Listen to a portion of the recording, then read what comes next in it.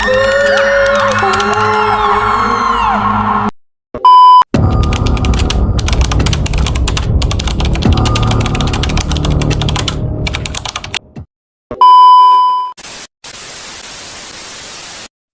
sebuah kampung terpencil yang dikelilingi oleh hutan lebat, ada sebuah cerita yang sudah turun-temurun diceritakan oleh para penduduk. Sebuah kisah horor tentang seorang kakek tua bernama Joko, yang dulunya hanyalah seorang kusir delman biasa. Namun, setelah kematiannya yang tragis, ia berubah menjadi sosok yang mengerikan, menghantui kampung setiap malam dengan delmannya yang menyeramkan. Kakek Joko, yang dikenal ramah semasa hidupnya, tinggal di ujung kampung bersama istrinya. Setiap hari ia akan menjemput dan mengantar penumpang dari kampung ke kota. Ia sudah menjalani profesi itu selama puluhan tahun. Walaupun delmannya tua dan kudanya tak lagi muda, kakek Joko tetap menyayangi pekerjaannya. Dia selalu pulang tepat sebelum senja, memastikan ia dan delmannya tidak berada di jalanan saat malam mulai menutupi kampung. Namun, suatu malam, sebuah peristiwa tragis mengubah semuanya. Ketika itu, kakek Joko terlambat pulang karena penumpang terakhirnya meminta diantar ke kota lebih jauh dari biasanya.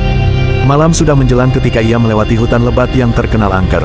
Di tengah perjalanan, kudanya tiba-tiba berhenti. Telinga kuda itu tegak, matanya penuh ketakutan.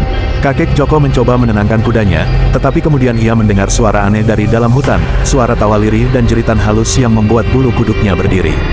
Tanpa peringatan, kudanya panik. Delman yang dikendarai kakek Joko melaju liar, tak terkendali. Roda delman menghantam batu, terbalik, dan menyeret kakek Joko bersama kudanya ke jurang. Kakek Joko tewas seketika di tempat itu, tubuhnya hancur dan delmannya rusak tak berbentuk. Berbulan-bulan setelah kematiannya, keanehan mulai terjadi di kampung. Pada malam-malam tertentu, terutama saat bulan purnama, warga kampung mulai mendengar suara roda delman yang melintas di jalanan kampung. Suara itu selalu muncul pada waktu yang sama, sekitar tengah malam, dan tidak pernah ada yang melihat dari mana suara itu berasal. Mereka yang mendengarnya merasa udara di sekitar mereka mendadak menjadi dingin dan berat, seolah-olah ada sesuatu yang mengawasi dari kegelapan. Beberapa warga yang berani mencoba mencari tahu dari mana suara itu datang. Suatu malam, Pak Udin, kepala dusun yang penasaran, memutuskan untuk menyelidikinya. Ia menunggu di depan rumahnya dengan obor menyala, berharap bisa melihat delman misterius itu dengan matanya sendiri. Tak lama, suara derap kaki kuda terdengar, diikuti oleh derak roda delman yang berat. Pak Udin memandang ke arah jalan, dan di sanalah ia melihat sesuatu yang membuat darahnya membeku. Di depan matanya, muncul delman yang seperti terbuat dari kabut tipis. Kuda yang menarik delman itu tampak tak nyata, kakinya melayang beberapa inci di atas tanah, dan kusir yang memegang tali kekang adalah sosok yang sangat dikenalnya, kakek Joko. Namun, wajah kakek Joko yang dulunya penuh senyum kini tampak pucat, matanya kosong, dan ada ekspresi muram yang membuatnya tampak seperti orang yang tersesat di dunia ini. Delman itu terus berjalan melewati Pak Udin tanpa suara, dan ketika Pak Udin mencoba mendekat, hawa dingin yang menusuk tulang tiba-tiba menghentikannya. Delman itu terus melaju menuju arah hutan, menghilang dalam kabut malam yang tebal. Setelah kejadian itu, desas-desus tentang hantu kakek Joko semakin santer terdengar.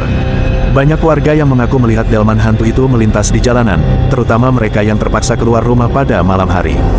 Namun, yang paling menakutkan bukan hanya suara dan penampakan delman itu, melainkan kisah-kisah dari orang-orang yang pernah bertemu langsung dengan kakek Joko. Salah satu cerita paling menakutkan datang dari seorang pemuda bernama Sandi. Suatu malam, Sandi pulang terlambat setelah bekerja di sawah. Saat ia melintasi jalan sepi yang menuju rumahnya, ia mendengar suara roda delman di belakangnya. Awalnya ia mengira itu hanya delman biasa, tetapi ketika ia menoleh, jalan itu kosong. Tak ada apapun di belakangnya. Namun, suara itu semakin dekat, semakin kencang, hingga Sandi merasa ada sesuatu yang salah. Jantungnya berdetak kencang, dan tiba-tiba, ia merasa angin dingin menyapu lehernya. Ia berbalik dengan perlahan, dan di sanalah ia melihat kakek Joko duduk di delman yang samar-samar terlihat seperti terbuat dari asap. Mata kakek Joko menatap tajam ke arahnya, dan sebuah senyuman yang tersungging di bibirnya. Tanpa berpikir panjang, Sandi berlari sekuat tenaga. Namun meskipun ia berlari sekencang mungkin, suara derap kaki kuda dan roda delman terus mengikutinya. Ia mendengar suara tawa halus di belakangnya, membuat bulu kuduknya meremang. Setelah berhasil sampai di rumahnya, ia segera masuk dan menutup pintu, napasnya terengah-engah. Namun, ketika ia melihat ke jendela, delman hantu itu sudah menghilang. Hanya sisa-sisa kabut tipis yang tertinggal di udara malam. Sejak malam itu, Sandi tidak pernah lagi berani keluar rumah setelah matahari terbenam. Seperti banyak penduduk lainnya, ia takut menjadi penumpang berikutnya di delman hantu kakek Joko.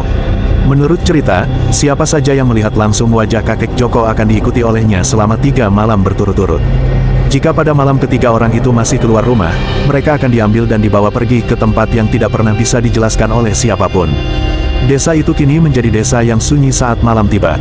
Tak ada suara kecuali derap kaki delman hantu yang terus mencari penumpang. Misteri mengapa kakek Joko terus berkeliaran pun tetap tak terpecahkan. Sebagian warga percaya bahwa arwahnya belum bisa menemukan ketenangan karena kecelakaan tragisnya, sementara yang lain percaya bahwa ada sesuatu yang lebih jahat yang membawanya kembali, memaksanya menjadi kusir delman di dunia yang bukan miliknya. Warga desa hanya bisa berdoa agar kakek Joko, yang dulu adalah seorang kakek yang baik hati, suatu hari bisa menemukan kedamaian dan menghentikan terornya. Namun hingga saat ini, teror delman hantu itu masih terus menghantui malam-malam di kampung itu.